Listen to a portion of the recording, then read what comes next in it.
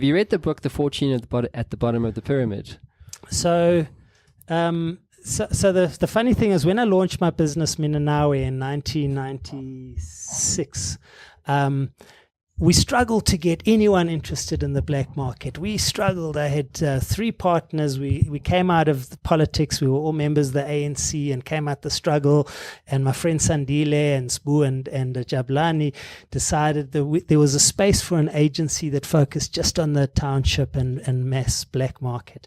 No one was interested. And then 2 things happened. And kind of about 3-4 years later, we were really struggling and we were thinking about throwing in the towel. And then the first was that the UCT Unilever Institute wrote a report called The Black Diamonds. And overnight, everyone phoned us and said, hey, we believe you guys can talk to the black diamonds. We're like, we've been telling you about this for ages, like, what's wrong? And then The Fortune at the Bottom of the Pyramid followed literally a year later. And overnight, my business was like suddenly a business, because suddenly, and this is the tragedy, is that we need someone to write a book like that. Or I wrote Kasinomics, and everyone is like, we never believed there's a township economy. Is that, the reason entrepreneurs are successful, entrepreneurs don't need a business case. They don't need to have read the book. They need to have seen either a lifestyle orientated thing or an opportunity or qualitative basis. And in Africa, these opportunities are huge. In Nigeria and South Africa, Zambia, they're growing economies, Mozambique, etc., etc. But we have to change the dynamic of that. We can't just go and read, once they've written the book, it's too late, it's like, but part of what I wrote about is not to try and do the authoritative, this is what the economy is, but have you considered the opportunities by just changing the way you look at an economy, the way you look at opportunities? And the biggest one is to say Africa is untouched. Africa has 1 billion people. Something like 70% of our population is under the age of 25. We're a middle class. I mean, some of the stuff I quote in here, I read in Factfulness, and I was like underquoting the scale of the African economy. A friend of mine, Faye, in Nigeria, wrote a book called The Villager, and the concept was the concept of Africans are modernizing, they're not westernizing. And this creates opportunity, because the concept of westernizing means that all they want is that they're coconuts, they're brown on the outside but white on the inside. The reality is that culturally, and culture is different from tradition. Traditions that happen in the past. Culture is a living thing. It's around us all the time. If you look at culture and lifestyle, Africans, I talk here about the age of the Afropolitan. They talk about millennials and Afrillennials and whatever. I believe today is the age of the Afropolitan, who is culturally very African, but incredibly modern at the same time, but wants stuff that's culturally relevant to them. The opportunities in Africa are for this Afropolitan, this modern person who's not westernizing. Yeah, they're taking, in fact, anthropologists talk about fast and slow culture.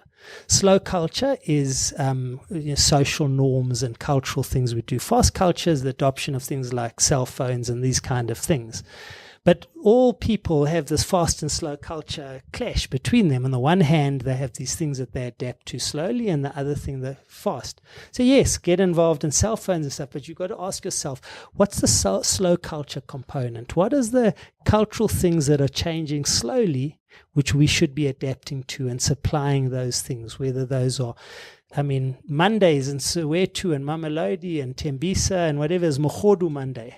Tripe is a huge thing. Everyone goes with their Porsches and their Range Rovers, and they go to Mum's and they have Mogodu Monday. You think, who's adapting to these kind of things? These are important cultural things to people. How do you become aware of this stuff? Because it's I would imagine that, like any economy, it's moving, it's evolving, and so opportunities come and opportunities go. And if you're sitting as a young white entrepreneur with only white friends, maybe a couple, black kids that you go to school with, you don't really understand, because Tabo, your mate from Soweto or from another township, he's like, there's just an entire other world there. So for a young, how does one basically understand, well, where are the opportunities and to keep abreast of it? Because there's no data. Yeah. It's not in the news. This is the first time I'm hearing about it after 3 years of covering, entrepreneurship business in Africa. And so outside of this book, like, where does one start? Well, we're in a country where most of the people are black. So for all the black guys, I generally say, stop looking out the window and look in the mirror. Because it's such an important thing, is that the opportunities are actually around us. The building industry, black people have a whole different idea of what's cool in a home. Ceilings are the coolest thing, stop nonsense. Stop nonsense is.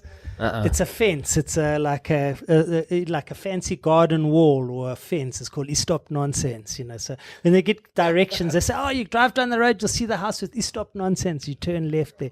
But there's a whole style of building. What are the opportunities for architects, for building people, anyone involved in decor? I did a huge project for Mr. Price home. Mr. Price, a Pep home. And Pep's buyers go to China and they buy all the stuff and they come back and they put it in Pep stores. And then all the people we spoke to, they say, "Why would you go to Pep?" They say, "Those curtains are the shittest curtains you've ever seen." We go and we buy the most expensive curtains at Wayland's or whatever it might be. It's like people like, no. And when we showed the pictures, we took pictures of 2,500 houses around the country and we showed them to these Pep buyers. They were like, "Yera, do black people like that kind of stuff?" They were like, they couldn't believe it.